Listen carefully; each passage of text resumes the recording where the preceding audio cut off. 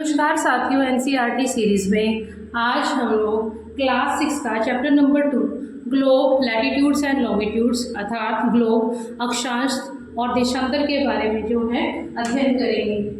जैसे कि हमने प्रीवियस चैप्टर में डिस्कस किया था कि हमारी अर्थ जो है वो स्फीयर शेप में नहीं है।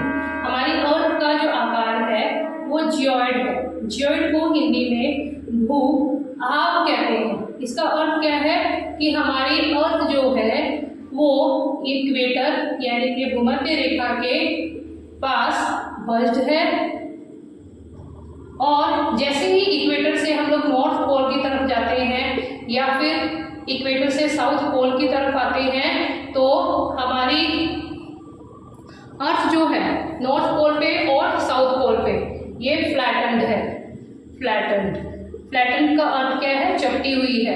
तो इस प्रकार से हमारी अर्थ के बारे में अगर हमें आइडिया लगाना है कि वो किस प्रकार से आकार या शेप में दिखाई देती है तो इसके लिए बेस्ट एग्जांपल है ग्लोब।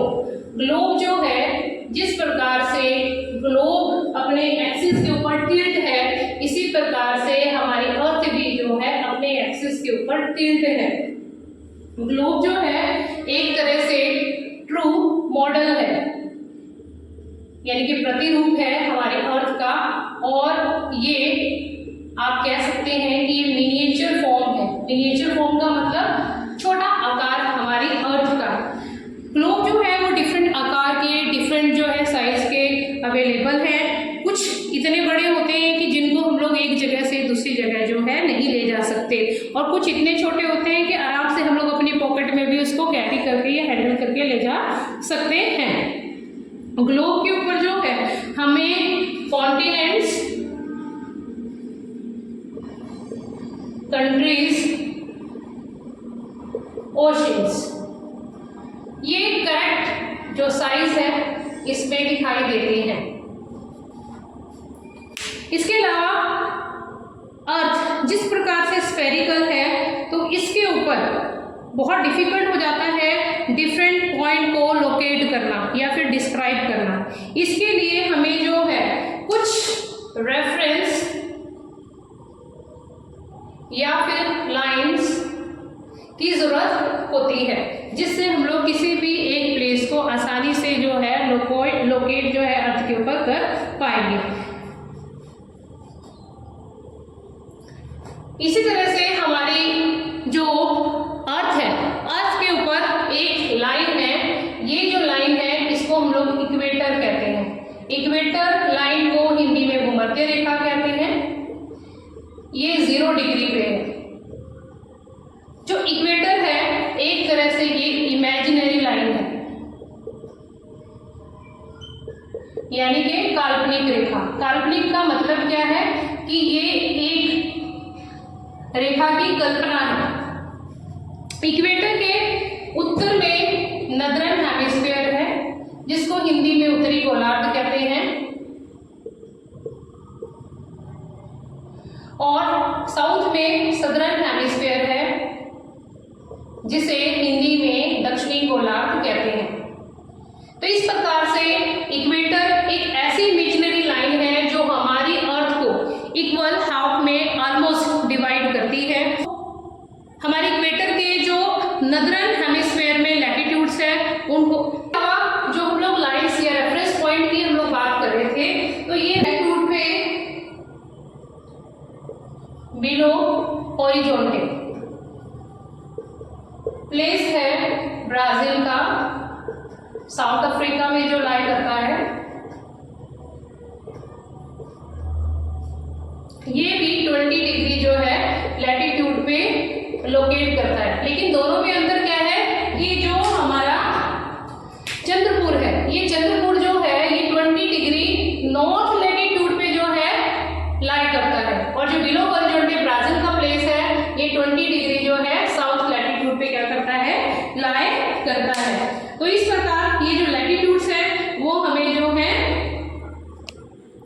किसी भी प्लेस को लोकेट करने के लिए हेल्प करते हैं। लेकिन अगर हमें किसी भी प्लेस के बारे में बहुत ज़्यादा प्रिसाइसली जानना है तो उसके लिए भी हमें कुछ और लाइंस या फिर रेफरेंस जो है उनकी ज़रूरत पड़ेगी, और उसके लिए हम लोग आगे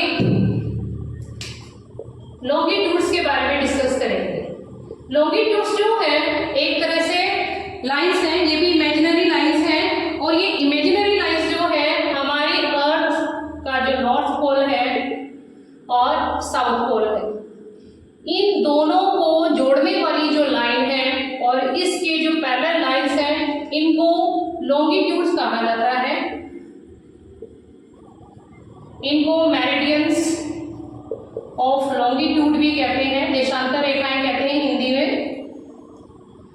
ये रेखाएं जो होती हैं ये इक्वेटर पे इनके बीच का जो डिस्टेंस है दैट इज सेम, और जैसे ही ये इक्वेटर से नॉर्थ की तरफ जाती है, नॉर्थ पोल की तरफ जाती हैं, और इक्वेटर से ये साउथ पोल की तरफ आती है, तो इनके बीच का जो डिस्टेंस है वो कम होता जाता है, डिक्रीज होता जाता है। जैसे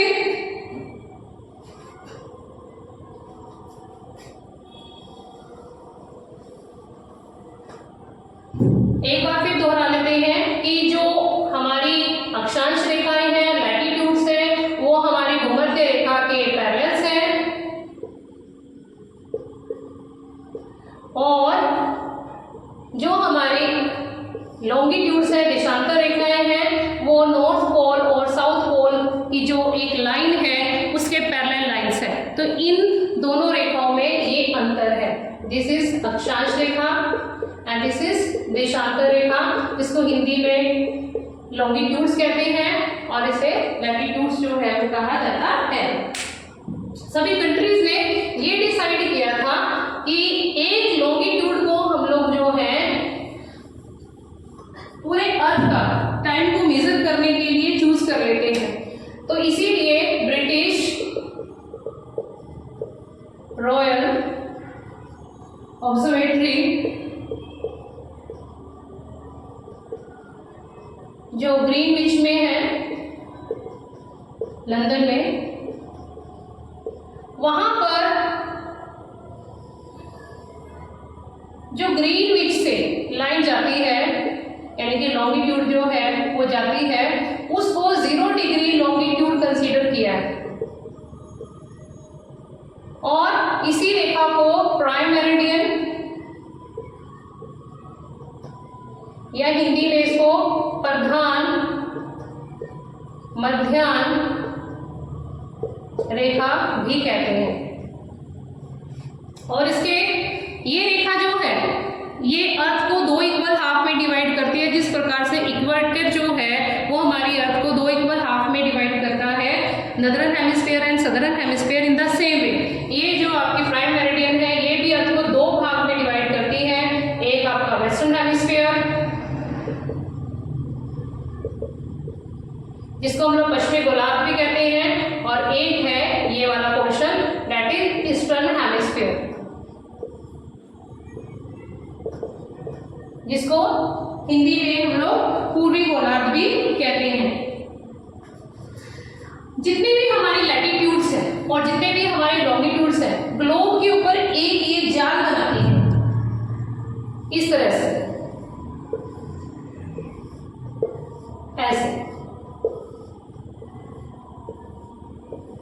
और इसे जो है ग्रिड कहा जाता है। दोबारा से दोहराते हैं कि जो अक्षांश या देशांतर रेखाएं, लैटिट्यूड्स एंड लॉन्गिट्यूड्स, इनका जो एक जाल है जो हमें ग्लोब के ऊपर दिखाई देता है डिफरेंट लैटिट्यूड्स या लॉन्गिट्यूड्स में, इसको ग्रिड कहा जाता है या जाल कहा जाता है। तो ये था ग्लोब, लैटिट्यूड्स एंड लॉन्गिट्यूड्स का फर्स्ट पार्ट। सेकेंड पार्ट में सेकेंड वीडियो के साथ मिलेंगे। धन्यवाद।